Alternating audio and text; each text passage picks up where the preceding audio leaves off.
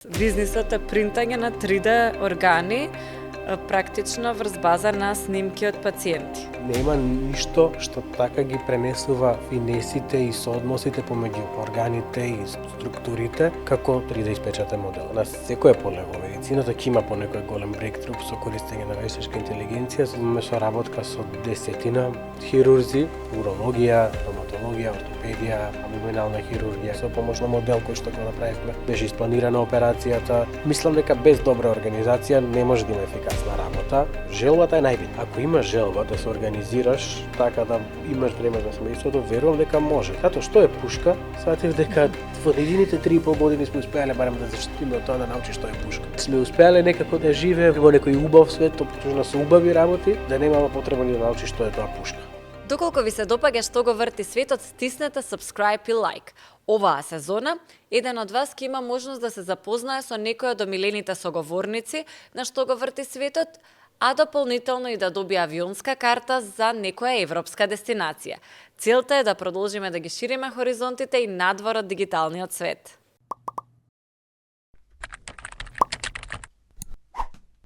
Доктор Арсенков, што го врти светот? Желбата.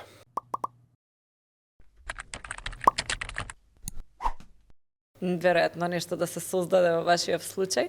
Имам кратки прашања. Сакам кратки одговори, односно тоа или тоа. 3D модел на орган или рентгенска снимка? 3D модел. Какво е ова прашање? Операциона сала или бизнес пич, бизнес презентација? Сала, дефинитивно. Добро. И информатика или медицина? Што е средината? Вештачка интелигенција во медицина. Тоа. Добро. Што те натара како доктор да почнеш со бизнис? Бизнисот е принтање на 3D органи, практично врз база на снимки од пациенти. Што те втурна во бизнис светот?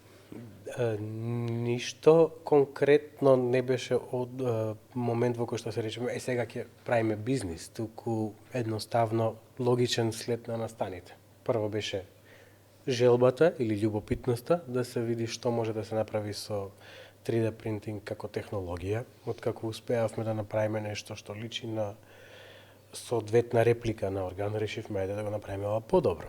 Па почнавме со мерења, со анализи, со испробување, research development, за, кога ќе поминеме после неколку месеци, година, имаме идеални реплики на органите на пациенти кои што ги користиме за предоперативно планирање и единствен начин да тоа може да се доближи до што повеќе пациенти да имат корист од тоа е тоа некако да се формулира, да се легализира и неминовно беше да се направи некој, што се вика, стартап, за да може да функционираме и понатаму и да помагаме на што повеќе пациенти.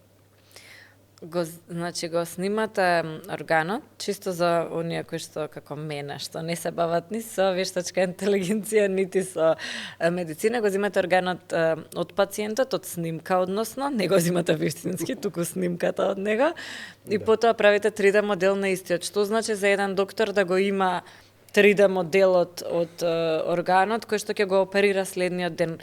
Може ли да влијае на поуспешна операција и помалку изненадување? Апсолутно. Сите снимки кои што ги користиме за генерирање на моделите всушност, а и сите снимки кои што рутински ги користиме се дводимензионални. Се дводимензионална репрезентација на оние тродимензионални структури. А како што сите снимки се дводимензионални, сите пациенти се тродимензионални.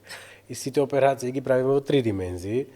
И нема ништо што така ги пренесува финесите и соодносите помеѓу органите и структурите како 3D испечатен модел. Без разлика, колку долго гледаме една компјутерска томографија, магнетна резонанца или обична рентген снимка, не може никогаш да го добиеме она како представа што е реално, затоа што сепак, еден вид на пресек, па колку и да ги гледаме тие пресеци, колку и да ги спојуваме, пак се работи за одредени пресеци, се работи за одредена 2D репрезентација. Дури мојата представа е дека откако ќе го генерираме 3D моделот, кога го гледаме самиот модел на екран, И тоа не е доволно добра репрезентација, затоа што сепак во суштина е, колку и да е добро направен моделот, е дводимензионална репрезентација на одреден 3D модел, сепак го гледаме на екран. Кога ќе го фати во рака хирург моделот, не само што е многу појасно како се распределени структурите, во каков се однос се органите, туку и многу е јасно, многу лесно може да се предвиди што е она што е нетипично, што е она што е очекувано, што е она што би можело да биде проблем во тек на операција и каде би можело да се предвиди тоа. И нормално, многу е лесно да се замисли како, знаејќи го сето тоа, но води до побезбедна и поефикасна операција, од што најголема корист има самиот пациент. Така и за се останато се плашиме на вистина многу од технологијата. Кога станува збор за здравство, некако е добре дојде на технологијата, затоа што сите сме, барем подсвесно, знаеме колку многу имаме ние предност во однос на нашите предци кои што имале и пократок животен век, и почесто се случувале грешки одредени, и нели има многу луѓе што сакаат да ги глорифицираат пораѓаите на нива, ама тогаш имало многу смртни случаи за разлика од она што го имаме денеска, и ред други, да не зборуваме вадење на зап како изгледало. Сега ова се некои најнормални работи што ќе му се случат на секого во животот, ама генерално кога станува збор за технологија, кога е со медицина, некако сме окей, ако спасува животи. Вие работите, зборувам твојата компанија, тројца сте. Да. Работите и со вештачка интелигенција во делот на претварање на снимката во 3D модел. Сега покрај оваа намена, која што е супер и може да се користи, веќе се користи од тебе, од твои колеги кои што сакаат да направат 3D модел пред операција, што се друго е актуелно во светот на вештачка интелигенција и во светот на медицината? Што можеме следно да очекуваме како голем брейктру? Мислам дека на секој поле во медицината ќе има по некој голем брейктру со користење на вештачка интелигенција, затоа што тоа возможува да се анализираат огромни бази на податоци што досега не беше ниту возможно, ниту лесно, и дозволува да се дојде до заклучоци кои што можеби не се очигледни при обична, да речам, човечка анализа. Хирургијата како хирургија мене ми е најблиска и можам најмногу за тоа да зборувам, но вештачка интелигенција веќе со години се користи и во лабораторијски испитувања и во молекуларни, хемиски, биохемиски анализи, па до начини на, да речем, рехабилитација на пациенти, до се што може да детекне, да знам, вежби после операција, до начини на добивање на снимки, на имиджинг технологии. Буквално секое поле во медицината ќе има некаква корист од вештачката интелигенција, во тоа сум убеден, порано или подоцна, ама сега е времето кога вештачка интелигенција станува доволно достапна да може да се искористи и да може да се видат всушност многу бенефити од користење на вештачката интелигенција. Да, и се демократизираше некако, секој може да стигне до неа, па еве и тимот на вашата компанија тука во Македонија стигнува до технологија, ја развива таа технологија дополнително. Мислам дека тоа ќе даде многу нови работи и многу нови погледи на употребата која што може да ја има. Следна работа која што за мене е многу откачана, веројатно и за сите, голем дел од оние што не следат сигурно ги виделе видејата од испринтано срце, од испринтан друг орган.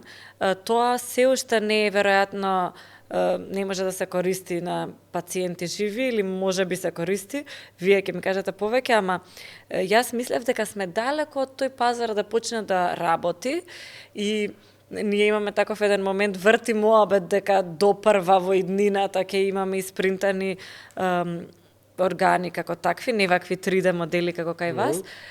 И имаме колешка Ксенија, таа ни ги проверува овие бројки, ни наоѓа информации. Во 2023 година бил 25,7 милиарди пазарот на вештачки органи. Што значи веќе се правеле пари во тој сектор. Сега имаме проекција дека за 10 години од тогаш, во 2033 година, ќе достигне речиси 70 милиарди. Тоа е многу голем скок. И ова се некои проекции кои што се правени врз база на ова во 2023. Кој знае што ќе биде реално до 2033 кога на вистина ова ќе пофати. Сте имале некои размислувања вака со тимот да почнеме да принтаме вистински работи? Да, сигурно. Се тие бројки се стварно фрапантни.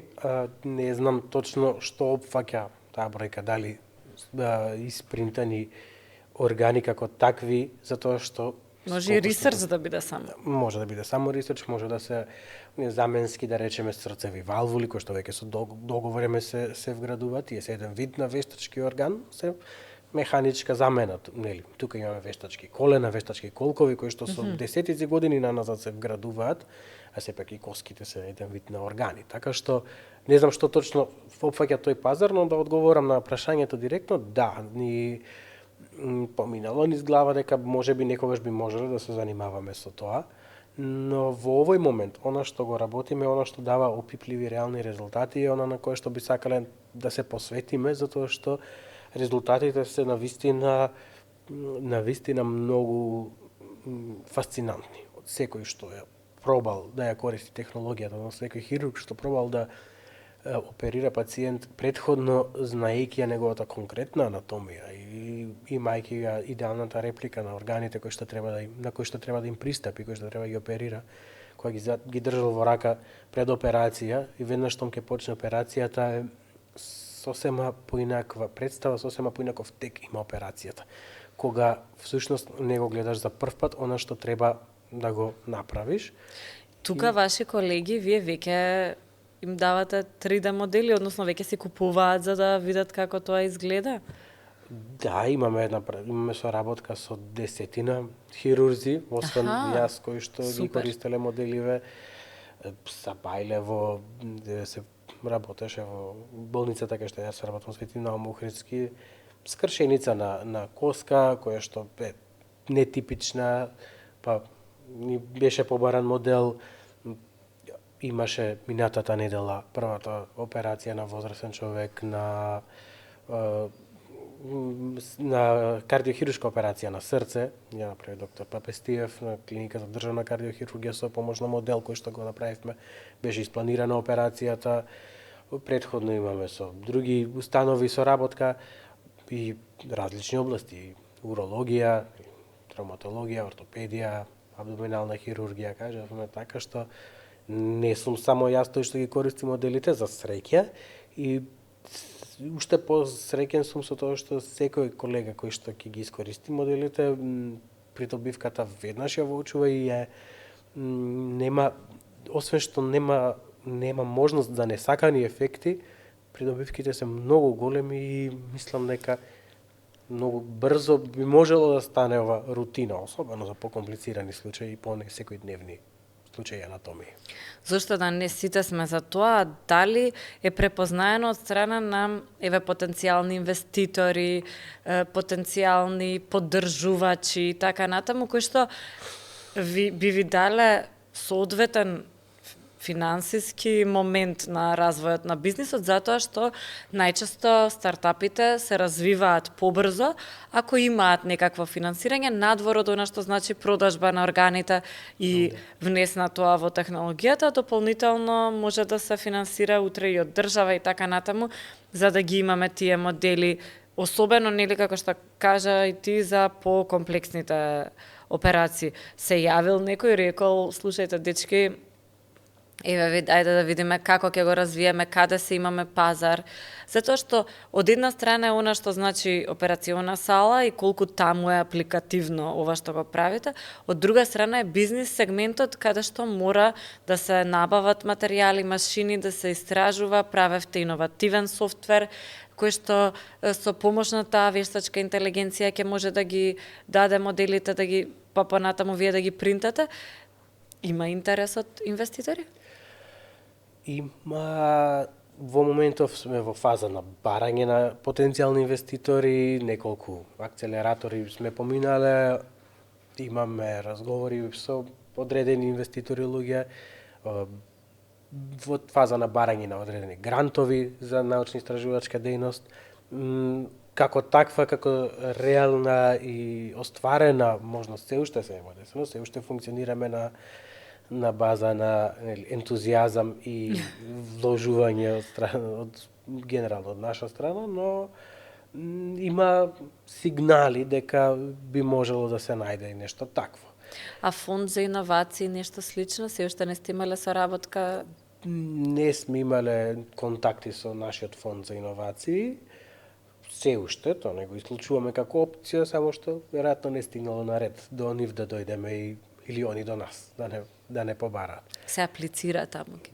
Да, сигурно има процедура и секоја од овие да е комплицирана процедура. Много. Затоа за среќа не мора сето тоа, јас сам да го правам инаку никога. Тоа ми беше следно. Кои сте?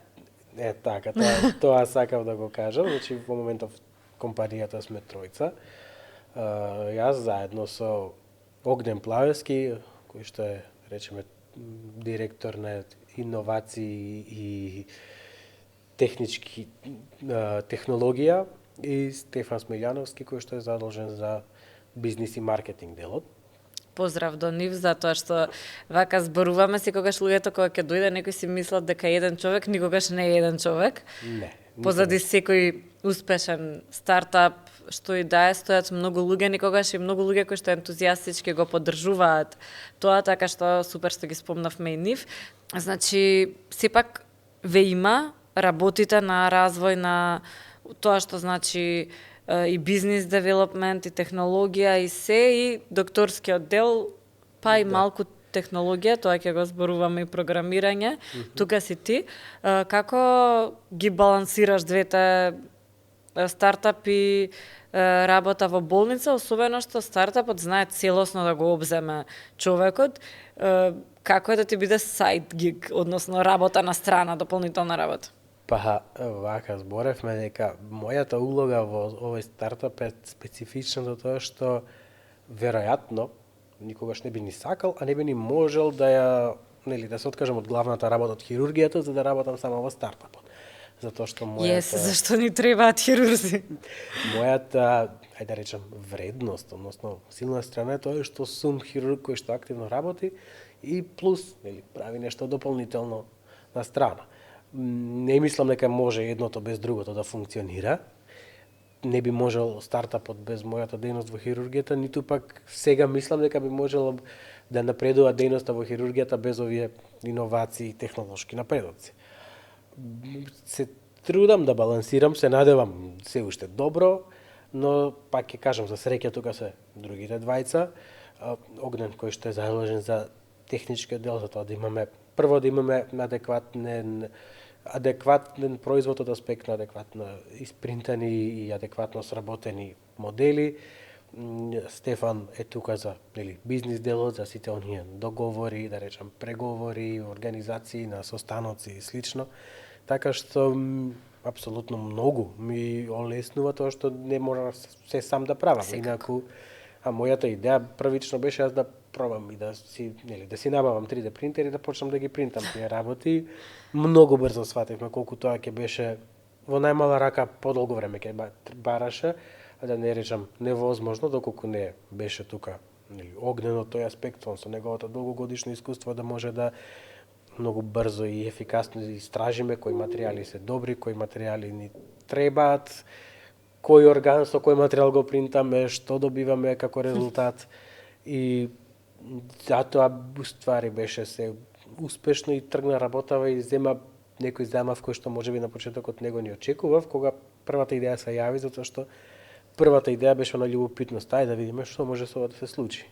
Од кога се случи, од кога видовме реален бенефит, тогаш си дојда сите последователни чекори природно и спонтано. Така. И сега ние имаме во тимот во Змај поранешна медицинска сестра која што работела на операции. Поздрав до Марија. Јас сум внука на медицинска сестра, а тоа значи дека цел живот сум внука на медицинска сестра. Мојата баба постојано се грижи само да помага на некого и изборува за операциите што ги правеле, што се случувало, особено таа работела во болницата во Штип, кога бил земјотресот во Скопје, кога сите оделе таму, па дава една сосема различна слика.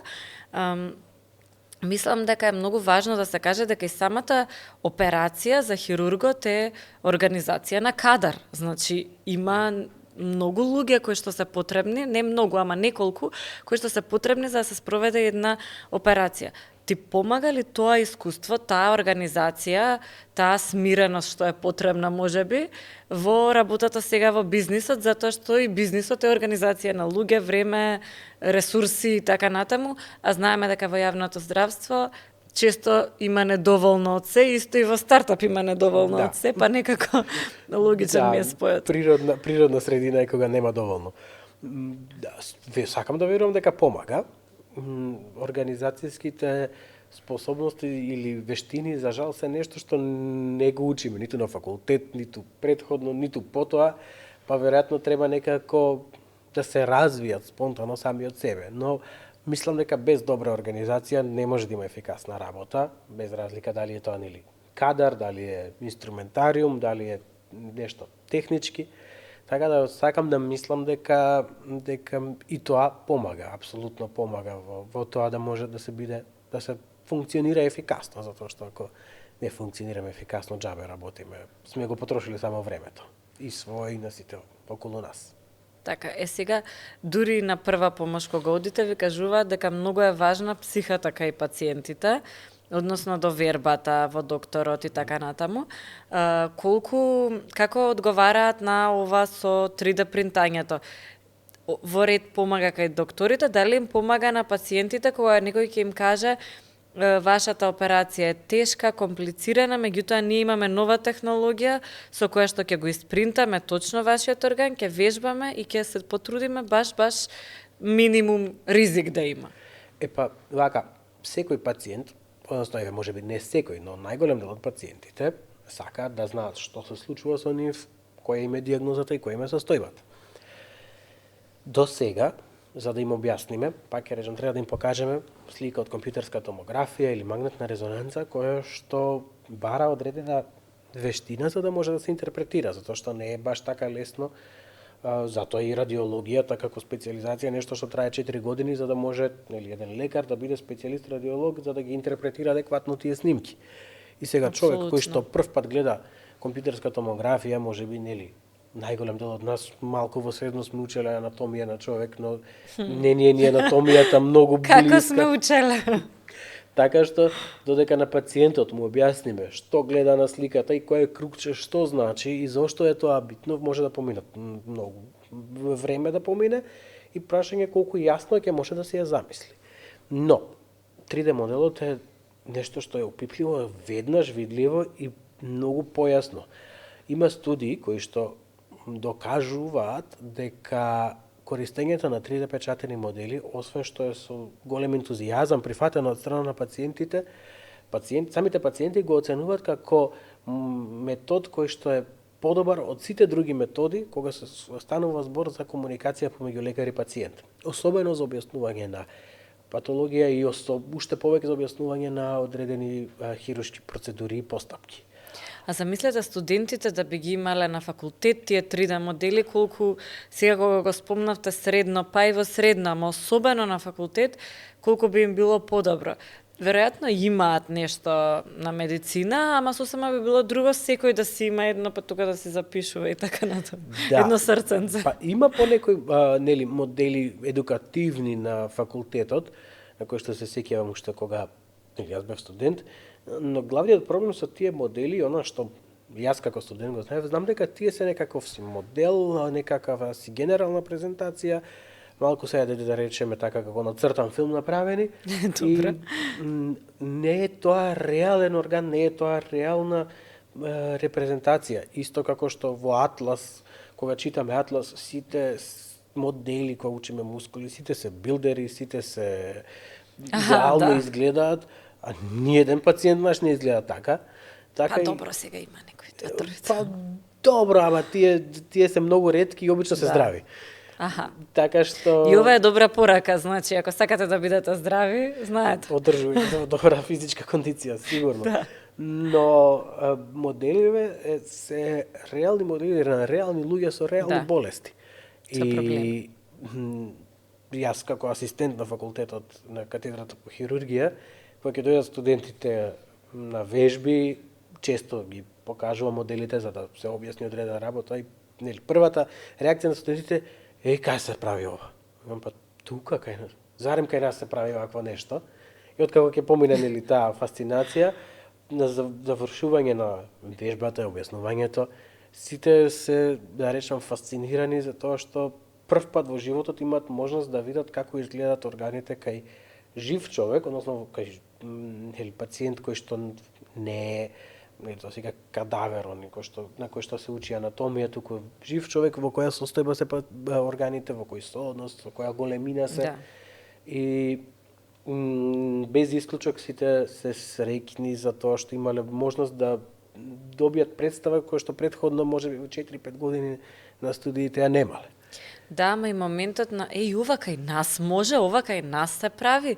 Мене многу ми се допаѓа тоа затоа што многу, особено оние студенти кои што се напредни студираат медицина или некои технолошки науки, па и во било која друга наука, си одат во странство затоа што имаат можност да научат нешто ново, да ги добијат најновите технолошки откритија во раце, да работат со тоа.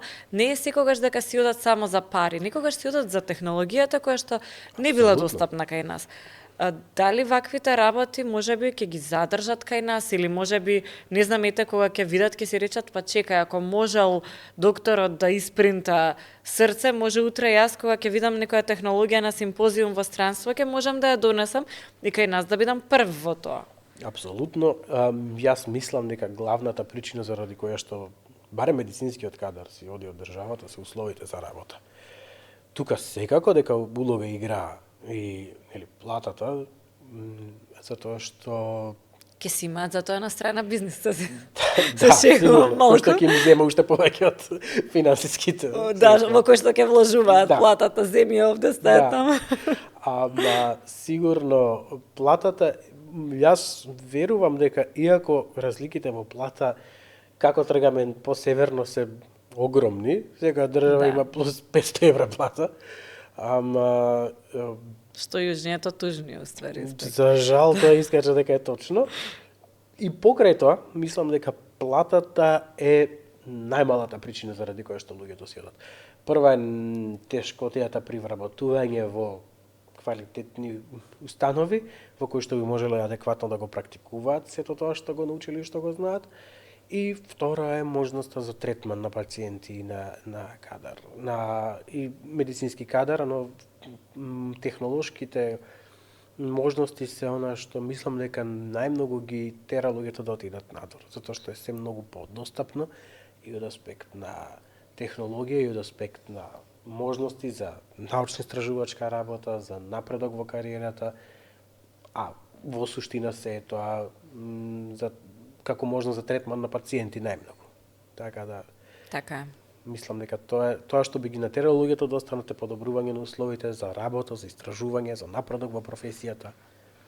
Па тука покрај докторите и целиот оној друг медицински кадар кој што често си оди во странство, да кажеме докторите, особено хирурзите, навистина имаат високи плати во странство и може да имаат многу драстично подобрување на квалитетот на живот ако нели отидат некаде, меѓутоа од друга страна па тука има помали трошоци. Дел од нас имаме сега деца, па знаеме колку значи баби, дедовци да се блиску, сепак одиш во странство од туѓа држава, но кај останатиот медицински кадар исто така се случува огромно одлевање во странство, веројатно и поради условите за работа, болниците, во каква болница може да работиш, како си третиран од страна, веројатно и на доктори, на пациенти, со се нешто слушаме дека се соочуваат медицинските работници за жал, така што може би вакви светли примери кај што ова може и тука да се случи, ако ништо друго ќе ги задржат барем малку, барем додека да пробаат нешто да направат.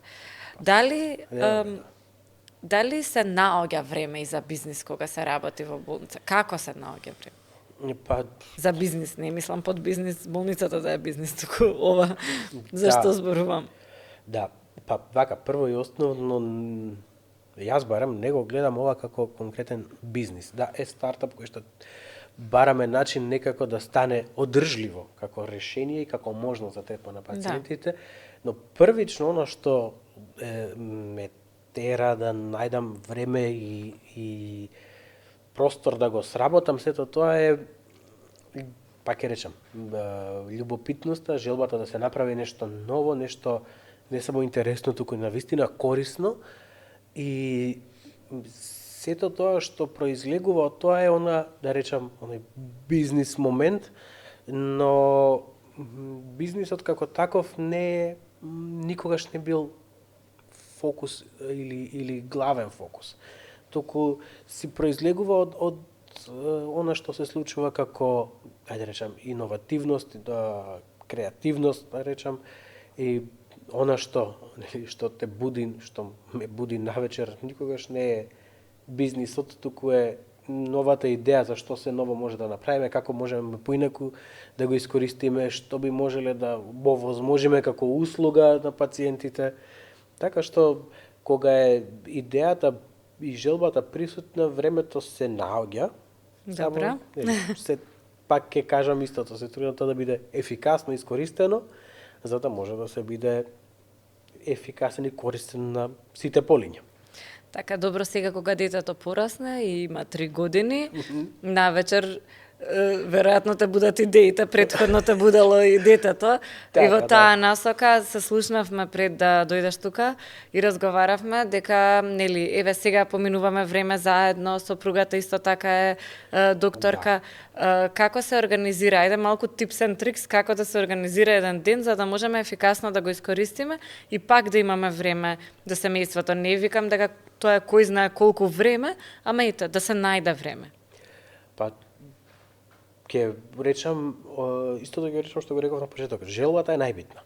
Ако имаш желба да се организираш така да имаш време за семејството, верувам дека може, затоа што најбитно е да се направи напор и да, не секогаш успева. Некогаш има ситуации само што сум дошол од работа, морам да се вратам повторно за една или друга причина.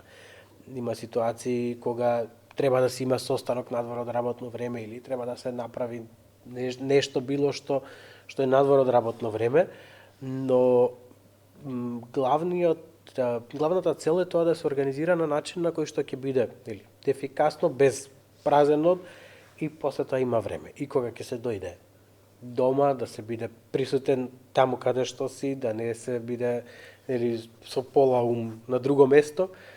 И не имам некој конкретен tips and tricks, само се трудам најдобро што можам да си ги организирам обврските за да биде времето и ефикасно користено, да нема сати поминати во чекање без ефикасна работа, за да нема поминати денови у кои што не можеш глава да кренеш од работа, а е така затоа што едноставно не си ефикасен и не работиш како што треба.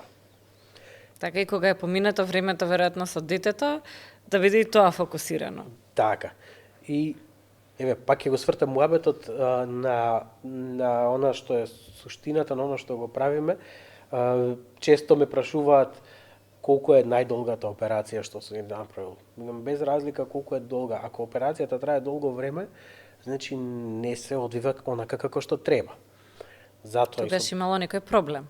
Да, или евентуално, можеби хирургот не бил доволно спремен за таа операција, па се пролонгира времето на операција. Затоа и моделиве што ги правиме за пред операцијата да бидеме спремни за да можеме за пократко и поефикасно да ја завршиме, така и во животот. Кога ќе се организираш однапред, може да се заврши и голема работа во пократко ефикасно време, за потоа да се има време за она за кое што можеби не треба да се биде ефикасен, а тоа е времето со фамилијата и со детето, кое што треба да биде поминато заедно и во убави моменти, а не да не се одвои на работа и да се дели понатаму. Така, а и веројатно за да можат родителите да ги прават двете, важно е државата да помогне со градинки, со сето на згрижување, нели, па попладне да си размислат и родителите или кога можат да или не знам како сега кога ќе кажам попладне, јас си мислам на мојата работа. Докторската работа некогаш е и навечер, ама како и да е, она време што го имаме да го поминеме со децата и тоа е многу важно на вистина. Ама дали вештачката интелигенција ќе ни помогне и во оваа насока? Не сакам да ја идеализирам, има многу мани. Јас дури сум пробала да напишам доста работи со помош на вештачка интелигенција, чисто да ја тестирам. Нема смисла за хумор, најчесто има еднонасочно некое текстче вади, точно се подобрува во делот на пишување, ама има уште многу работи кои што не ги прави толку добро. Ама дали ќе ни помогне да го скратиме времето што ни е потребно за ефикасно да ги правиме работите? Еден пример, 3D принтање органи, кај што ги гледа докторот, побрзо ја спроведува и поточно, прецизно операцијата. Веројатно друго би било, не знам, пополнување на сите оние административни работи кои што сега докторите ги прават, зашто да си ги трошиме хирурзите на административна работа, кога тоа може така да се сработи и слично. Колку треба да се плашиме од технологијата, колку да ја прифатиме, за да имаме повеќе време за децата? Така. Технологијата е алатка. Исто како што на детето му викаме не брцкај прсти во штекерот ги да фати струја.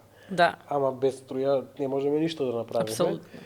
И манџичето струја бара. Така и вештачката интелигенција.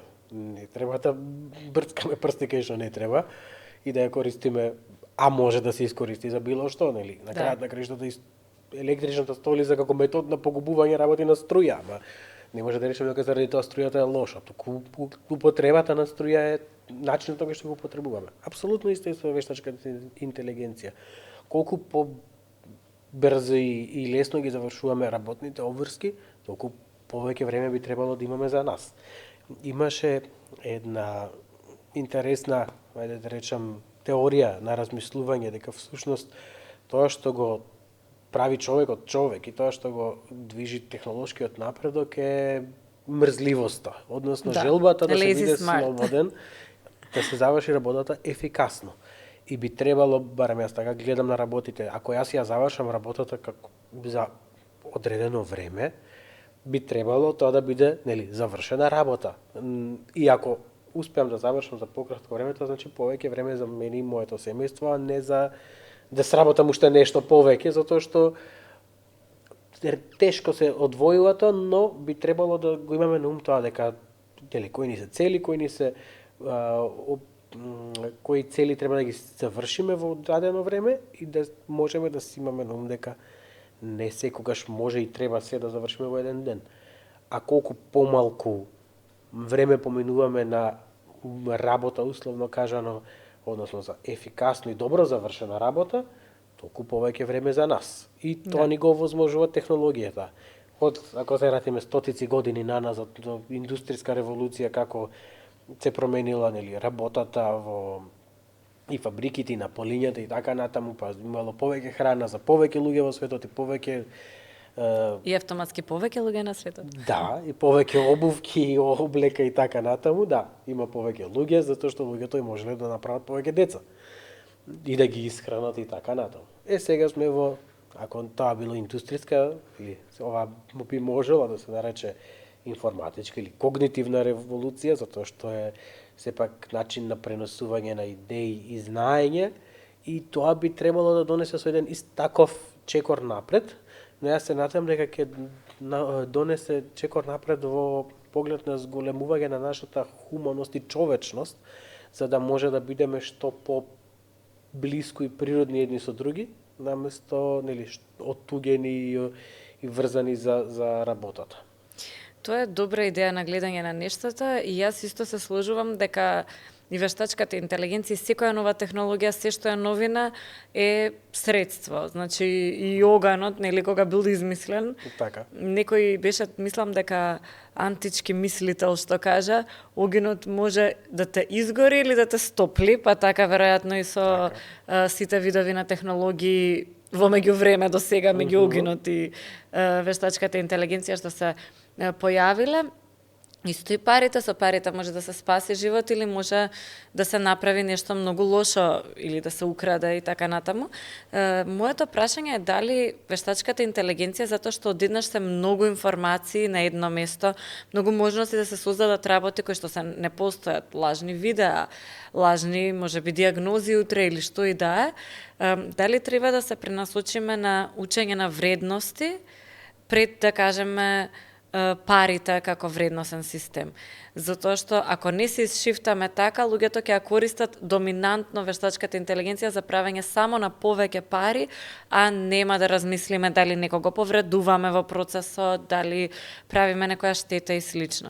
Ова е добар пример за користење, затоа и размислувавме кога те поканивме да дојдеш, дали треба да мислиме зашто ја користиме во тој поглед и дали треба децата, студентите, младите, ти си едукатор на некој начин преку студентите, да ги учиме на вредности, дека да ја имаме оваа технологија, ама внимателно треба да ја користиме. Апсолутно мислам дека во основа е предавањето и учењето на правилни вредности, човечност и емпатија, затоа што без тоа ништо нема никаква вредност. Ако ја гледаме, нели, затоа и реков, бизнисот како бизнис можеби во кај нас во медицината имат онаков, нели, да речам, негативен контекст затоа што ние сме учени да помагаме, да спасуваме и да, нели, се што не е бизнис и се што нема директен поврат на инвестиција и што ја знам, профитна маргина и така натаму. Тоа во моментов го гледам како, да речам, нужно зло, затоа што мора да се инвестира во тоа што се развива. Да, за да може да се добие нешто многу повеќе и да се добие некаква добивка. Но колку би било прекрасно кога би можеле се ова што работиме да го работиме не мислејќи на пари, не мислејќи на вредности, туку да знаеме дека јас ќе го дадам својот максимум апсолутно, но исто така нема да мора да се мислам како ќе го платам кредитот, кај ќе најдам пари за сметка за градинка, за струја, за што и да е. И колку би било пак ќе искочи дека темата на разговоров е ефикасноста, на колку би било поефикасно ако јас и, нели, мојата сопруга дома и домашните не се грижиме за тоа како ќе платиме за сметка, за јадење, како ќе се организираме од текот на денот, туку и тие ресурси да ни бидат насочени кон нешто убаво, кон воспитување на дете, кон работата, кон грижа за пациентите и така натаму. Јас не можам да замислам во моментов која би била тоа општествено уредување кое што би ни го дозволило тоа, но секако за да може дури да го смислиме тоа би морале да имаме луѓе со вистински вредности, а тие луѓе се оние мали нечовечиња, дечиња по дома, кои што ги Од нив се може да научиме за вредности, после некаде по пат ги расипуваме. Да. Дали ние дали општеството, не велам секогаш ние како родители, не се за се криви родителите спротивно на некоја популарна размислување, ама генерално кога е дете е чисто баш она ти кажува како што е. Да, еве, една анегдота ќе споделам. Многу бев горд пред некој време како родител и како семејство, кога ќерка ми која што е 3 години, мислам дека од тие 3 години, 2,5 години не престанала да зборува. Многу голем фонд на зборови за се и се што зборува, раскажува. Пред некој ден, на нејзини 3,5 години, всушност, не знам, дали раскажувавме некоја приказка, Црвенка па или некоја слична, кога спомнавме пушка и ми кажа, тато, што е пушка? Сватив дека во нејзините 3,5 години сме успеале барем да заштитиме од тоа да научи што е пушка. Да. И тоа беше стварно момент на гордост, искрено, затоа што многу се трудиме да ја колку што можеме заштитиме од секојдневните ужаси кои што ги гледаме на телевизија, кои што се случуваат во светот, дали е тоа, нели, да речем, Украина, Палестина, други делови од светот, и сме успеале некако да живее во барем овие години во некој убав свет, обкружена со убави работи, да немало потреба ни да научи што е тоа пушка. Мислиш дека е тоа меѓу другото затоа што е девојче, затоа што јас еве имам момче и често им се купуваат на машките пиштолчиња, дали на вода, нема врска на вода, мене ми се исто, и јас си играм сладки, Да. ама како и да е пушки, тоа најчесто е кај нас важи за поклон за машко. Па тоа, зашто да мора да е барбика за женско, а пушка за машко? Че ќерка ми игра и со топки, и со коли, Апсолутно, има и пиштоли на вода кои што не ги сфатила дека се на вода, затоа што се диносауруси, затоа што обожава диносауруси, затоа што секој викенд не тера да одиме во динопарк. Но зошто да мора да, нели, машките да играат со пушки, а женските со кукли, кога ја одиме во продавница, што ја интересира, се зима и го играме и со ние тоа што и да е играта. Ама За среќа. светот е мешан и комбинирам. Некако на интернет ги делиме работите. Ова се машки работи, ова се женски работи и не са кајки, дури подкастите се делат на машки и женски. Јас гледам, последно време ние имаме некаков брейктру кај двете публики, ама генерално YouTube е машки медиум, каде што и поголемиот дел од публиката е машка. Меѓутоа, нешто како ги делиме работите до екстреми и тоа значи дека на крајот од денот ќе завршиме со две групи на луѓе, машки и женски, кои што воопшто не се разбираат, не разговараат. Не знам како очекуваме да имаме ете и семејства и било што друго ако ние ги разделиме така луѓето како нели со нож ти си за сова и толку. И мислам никогаш дека не било така, ние нели сакаме да се враќаме на некои времиња, никогаш мислам дека не било така како што е сега во одредени сегменти на интернетот, каде што е строго поделено. Навистина се поделени работите, што е малце можеби парадоксално, толку е се достапно, толку е се лесно и можеби баш па заради тоа е се поделено. Јас ако можам да најдам оно што ме интересира, без разлика дали е тоа нели како машко, како маж, оно што ме интересира, сигурно нема може да биде видео за правење фризури или не знам, за шминкање, но тоа е само заради тоа што не го користам. Исто како што никогаш не сум гледал видео за поправање на кола, затоа што иако возам кола, тоа е нешто кое што не би го побарал, едноставно не ме интересира.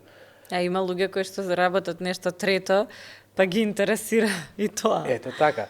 И веројатно достапност или леснотијата со која што може да додеме со она што највеќе не интересира е само нели магепсан круг. Повеќе мажи гледаат такви видеа и се повеќе такви видеа се прати, се поспециализирани се, повеќе жени гледаат овакви сајтови, не знам дали е тоа Instagram, Pinterest или што и да е, нели, што е, ако YouTube е машкиот. Што и да ве интересира вас. Да, ако YouTube е машкиот дел, кој да е дел од интернетот што е посветен или кај што е поуспешен во женската популација, и нема зошто да излегуваме нели од својата зона на комфор и од на интерес за да дознаеме нешто друго. Да, ама иновацијата и корисноста на новите технологии е баш во таа зона измеѓу, односно еве во овој случај, иновацијата доаѓа кога ти одлучуваш дека ќе учиш програмирање и дека ќе се занимаваш со тоа. Значи, ако не излеземе ние од зоната на комфорот, ќе се здосадиме и нема да дознаеме ништо ново и ќе мислиме дека целиот свет е тој наш микросвет во кој што сме си се заклучиле, не сакајки нормално, веројатно. Како ти одлучи дека ќе програмираш во време на ковид? И тоа сега кога дознав, исто интересно ми беше Дино и Мери, кој што е пианист, вика, моето хоби е програмирање. И сега си викам, обично програмери имаат хоби музика, и во овој случај, втор пат се случува, твоето хоби да е програмирање. Како дојде до тоа? Па, исто така, не знам, спонтано, веројатно, секогаш ми било интересно и секогаш ме интересирало да техниката и технологијата. Сега ги спомнав пред малку колите како не ме интересираат како тој тип, ама информатичката технологија уште од мали нозе, да речам, ми била нешто што ми било интересно и блиско. Ако не беше медицина, ќе беше финки. Да па, сумираме. Веројатно, да, тоа беше дилема уште тогаш. Не можам да кажам зошто се одлучив за едното, а не за другото. ма беше дилема. И едноставно се случи период во животот во кој што можеби тогаш се уште немав дете, малку повеќе слободно време и решив да го искористам на тоа да добијам малце по-конкретни знаења од областа на програмирање, па завршував одредени курсеви, па се погоди тогаш почна ковидот, па бевме во изолација често, па одевме на некои ротирачки смени, што дозволи малку да се фокусирам на тоа, иако во тој момент мене не ми беше јасно, немав јасна цел дека јас ќе учам програмирање за еден ден да правам 3D модели, туку само ме интересираше. И Па и не е битно тоа, има докази дека споделено знаење, ти учи се, па ќе си се најде тоа како ќе се спои. Така, точно така, ниту кога се запишував на медицина факултет, ниту специализација по хирургија, не мислев дека ќе го правам ова што го правам денес. Ќе принтам на 3D принтер. Да, но ете се случи да таква е ситуацијата. Спонтанно, ненамерно или намерно или како и да е, да се појави таква ситуација и си завзема свој тек. И можеби веројатно тоа е единствениот начин да си има успех во тоа што се работи е да го следиш оно што те интересира, да сакаш да го работиш тоа што го работиш, затоа што оно што е според мене непродуктивно е таа зона на комфор, да речеме медиокритет со јасно определени можеби обврски или уште полошо не е тоа моја работа ставот. И тоа нема никаде да не донесе никогаш да не придвижи кон нешто убаво. Да, и ако некој така вика, стварно не е негова работа, ама по друга страна, со доаѓањето на новите технологии, некако се мора да биде наша работа, не знаеш кога ќе ти биде потребно да се прешифташ, да знаеш уште нешто. И ајде да пробаме вака сега, доаѓаме кон крај на разговорот, нема да завршим уште малку, ама јас сакам како чисто една порака за тие што се малку помлади. Ние сме тука некаде генерацијски, мислам, ама тие што не слушаат, верувам дека се од тебе малку помлади. Има и студенти кои што доаѓаат на операциите, па чисто колку е важно да се отвориме кон нови знаења и дали секогаш има таа препорака дека треба да се учат нови работи и врзани со работата и генерално каде да бараат, дали кај што ги интересира или нешто сосема што никогаш не би помислиле дека ги интересира. Па еве вака ќе ми кажам нешто што им го кажувам на сите студенти што доаѓаат на вежби кај нас, е дека моменталниот начин на едукација, па дури да почнеме од прво оделение, па и средно школа, збориме, нели, во обичајниот начин едукација. Кај што учиме анатомија. Да, а особено на факултетот наш, кај нас се бара репродукција на податоци, без никаква синтеза на тие податоци, за од нив да добиеме некаква информација. И некаде го слушнав тоа пред некој ден, дека системот за едукација, таков како што го имаме денеска, е создаден пред стотици години, пак во времето на индустријска револуција, и всушност системот за едукација е фабрика за работници во фабрика. Да, има логика. За среќа, најголем дел од нас веќе не работат во фабрика во такви услови, веројатно и системот на едукација треба да се смени. Она што почнав да го кажуваме, дека на сите студенти им кажувам, дека студентите по медицина, кога ќе дојдат на вежби по хирургија во 4-5 година на студиите, кое прашање јас како асистент да ми го поставам, сите студенти се случува еден момент на замислување, чекај сега, кај го прочитав тој одговор, на која страна беше одговорот, на 353 страна првиот параграф, и секогаш им го кажувам, во 5-та година, оние што стигнале 5-та година медицина, сигурен сум дека ги имаат сите податоци, и е време да почнат да прават информации од тие податоци и да ги почнат да ги синтетизираат. А најчесто оној рутиниран систем на неизлегување од зона на комфор и неучење на нови податоци од страна на оние кои што треба да ги едуцираат студентите, води до тоа да од дрвата не ја гледаат шумата. Да, замислете на операција сега да застане еден доктор и да си рече, 350 страна, долниот параграф, како беше. Така. И тоа им се случува, верувам, на сите лекари, штом ќе завршат факултет и ќе почнат да работат, кои ќе почнат да им кликнуваат работите во глава, зошто е ова вака и зошто е тоа така и како е сето тоа поврзано. Така треба да е од прво. Ета, тоа сакам да го кажам. А тоа, кога би било така уште од самиот старт, кога би учеле на начин на кој што би имале ние синтеза на податоци, би правеле самите истражувања, особено во време кога технологијата ни дозволува да не мора да памтиме ниту бројки, ниту ништо на памет. За 5 секунди на телефон, на компјутер ќе најдам бројката што ми треба, но треба да знам како да ја искористам таа бројка. Кога би имале таков систем на едукација, би имале и млади луѓе кои што многу повеќе истражуваат, многу повеќе излегуваат од својата зона на комфорт и многу повеќе нови знаења добиваат. Така е. Затоа што ако ние пак темата ефикасност, ако ние неефикасно учиме на памет одредени, што знам, има сега смешно е малку можеби интерно, има една хемиска реакција која што се случува во нашиот организам, се вика Крепсов циклус. И тој Крепсов циклус е еден 35-6 хемиски реакции една по друга кои што се вртат во круг и даваат одредени производи. Тоа е најмалку битно. Битно е дека нели интернет мемиња кој е Крепсовиот циклус? Крепсовиот циклус е научи го Крепсовиот циклус, па заборави го Крепсовиот циклус. Да. Па научи го Крепсовиот, па заборави го. Затоа што Додека да положиш. да, и Да. после имаше и друго исто. Еден лекар му вика на другиот, денеска го спаси својот пациент затоа што го знаев Крепсовиот циклус. И другиот гледа, нема шанси, тоа е невозможно. Зошто би учел јас некоја толку комплицирана шема на равенки, на хемиски, па и равенки реакции, зошто би ја знаел на памет, кога ми се потребни 3,5 секунди да ја отворам на телефон, на компјутер и да ја најдам точната равенка што ме интересира и да само потребно да знам дека е таму, потребно да знам која е функцијата, зошто се користи, се освен да ја учам на памет формулата.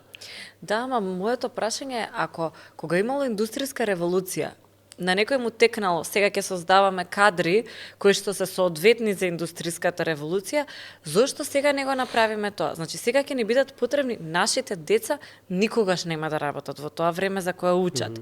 Ниту ние нема да работиме во тоа време за кое што сме учеле. Зошто не правиме такви кадри какви што ќе ни бидат потребни? Јас имам мајка во училиште и она уште од многу одамна кажува дека мораме клучно е да ги научиме децата како да учат, затоа што никогаш повеќе во историјата нема да не треба да учат нови работи. Значи, нема да го имаме она репетитивно седење во фабрика, спојување и продолжување. Тоа со тек на време ќе почнат да го прават роботи. Ние мораме да ги научиме за сега да работат така, ама мора да ги научиме како да научат нешто ново по потреба. А ние уште имаме ситуации, посебно математика, кај што ги учиме оние постапните задачи, вака се решава равенката. И она кажува од искуство, сум имала деца кои што доаѓаат и ја гледаат задачата, ми го даваат резултатот. Или со прстиња некако вака си прават, ќе ми го дадат резултатот. И по книга и по правило, јас треба на тоа дете да му речам не, ова е постапката и мора вака да го добиеш резултатот, со што го враќам назад. Затоа што оно веќе си има некој принцип. Зошто да не се користат прсти? Ги има, нели, тука му се. Оно ќе си направи, вика, дури некогаш ги враќаме назад децата, ако полесно решаваат со прсти, по мене нека си решаваат со што сакат. Има деца што решаваат тешки математички проблеми, користејќи 10 прсти. И вика, јас сега да му речам, немој на прстињата да си броиш, нека си брои. Секогаш ќе може да си брои на прстињата. Меѓутоа, тоа е, да кажеме, многу ретко кај нас. Генерално не е систематизирано, односно секаде да се учи на истиот начин. И мислам дека ќе дојдеме до тоа да треба некој да стане хирург за да учи така, ама што правиме со сите ние кои што не сме хирурзи, а веќе мораме да учиме на начин на кој што следиме нови технологии, што е новина, следиме во нашата индустрија на каде се движи, што треба да донаучиме и да не донаучиме или да прекинеме да го користиме како пракса.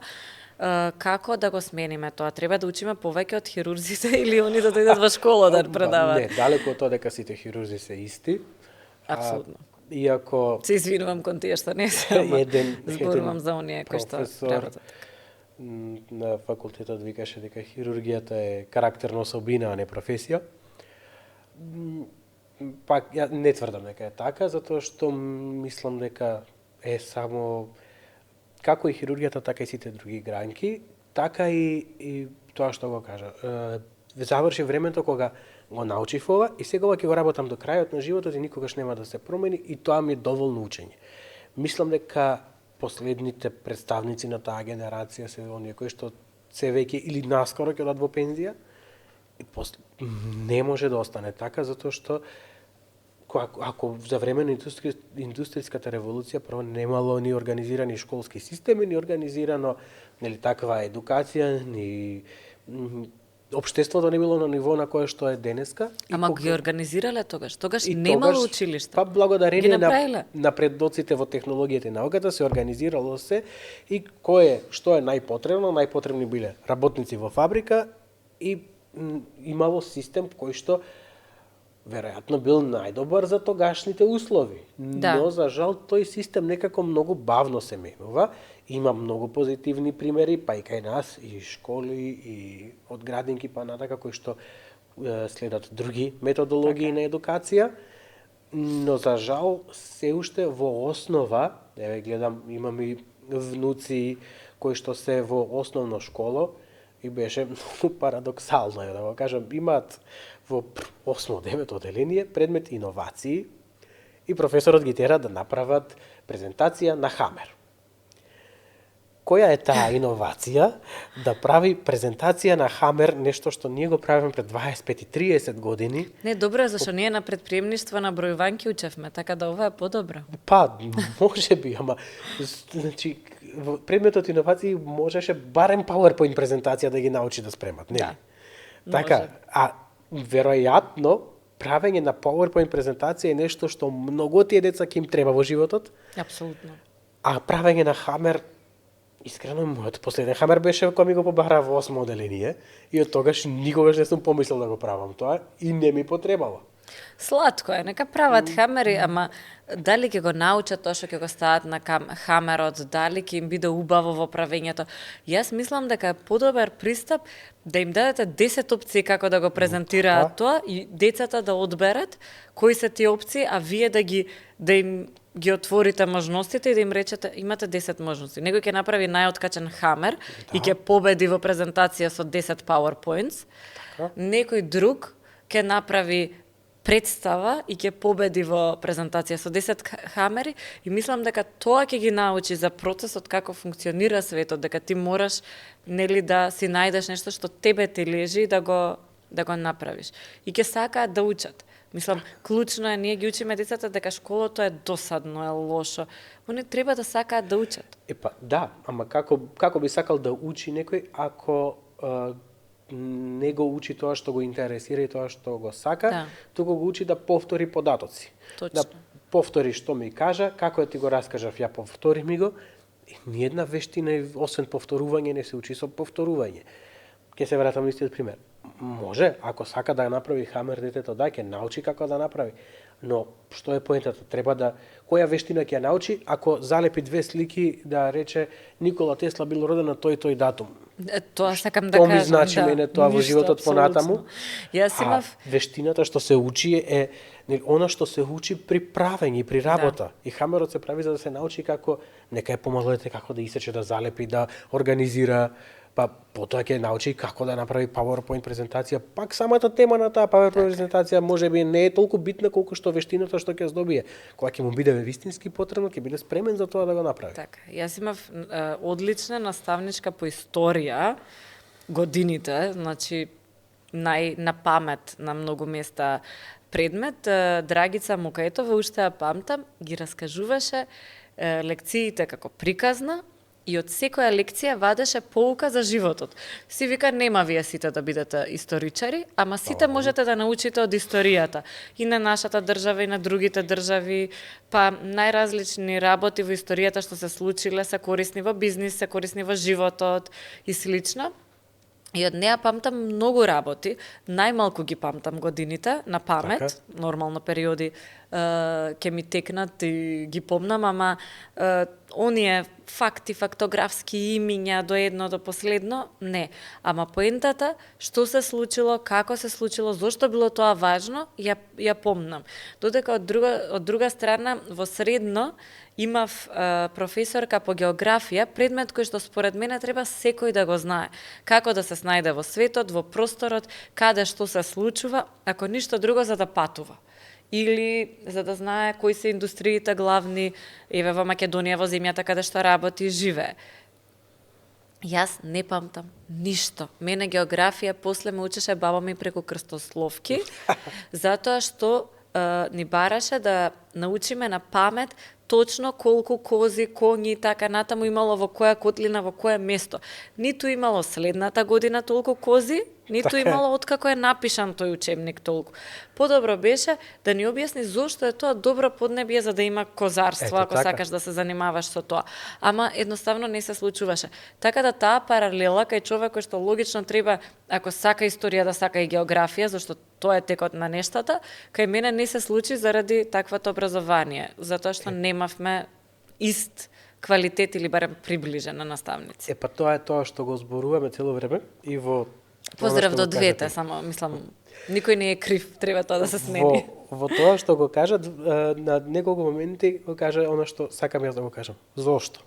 Зошто е тоа добро поднебје? Зошто се случило така во историјата и зошто тоа е битно за нас? Да ги научиме да се прашуваат децата. Да, и тоа зошто е еден збор кој што е како татко на 3-годишно дете го слушам 20 до 25 милиони пати во денот. Ама да, се трудам секогаш кога е разумно да дадам нормален одговор на тоа прашање, за да тоа резултира со уште едно, а зошто е тоа така? И тоа е нешто што сакам и на моите студенти да ми го пренесам. Ако не прашаме никогаш зошто се случило тоа, никогаш нема во суштина да го разбереме проблемот.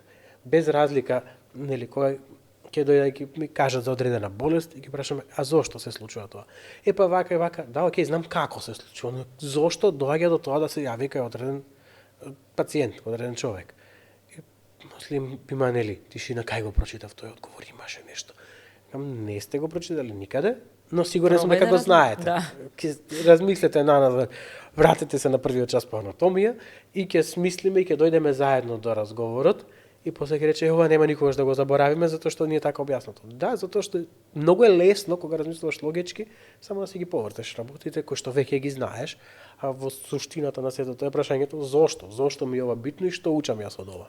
Така, науката треба да е логична. Така, и тоа доаѓа и до моментот на учење на нови работи. Ако постојано се прашуваш зошто, ќе учиш нови работи и тоа ќе биде едноставно потреба да ги знаеш и да ги научиш тие работи. Ако се задоволиш со едно просто објаснување, ја вака си го правам, вака е најдобро затоа што јас вака знам и не планирам да менувам, никаде нема да стигнеме, никаков напредок нема да имаме и тоа е тоа што е ајде да речем убиствено кон креативноста и кон иновативноста. И ти си рече, зошто да не принтам 3D органи и да гледам така. 2D снимки и одлучи да Точно така. Зошто да не пробам што ќе добијам од ова? Можеби нема ништо, но еве добив нешто многу. Сме пробале работи кои што не сме добиле ништо, но сме ги пробале. Битно е да се проба и да видиме зошто да и научивме зошто одредени работи не функционираат. Така што суштината е она зошто да и љубопитноста. Зошто да не? Супер е да се проба. Многу ти благодарам за разговорот. Мислам дека беше интересен. Опфативме многу повеќе теми од што првично мислевме дека ќе се опфатат. Можеме да зборуваме веројатно уште долго, ама драго ми е што нашите слушатели ќе можат и гледачи да те слушнат и да те видат и да видат дека треба да се прашаат зошто и да направат нешто комплетно различно од тоа што инакога прават. Апсолутно. Убав заклучок и фала за поканата и фала за разговорот. Фала.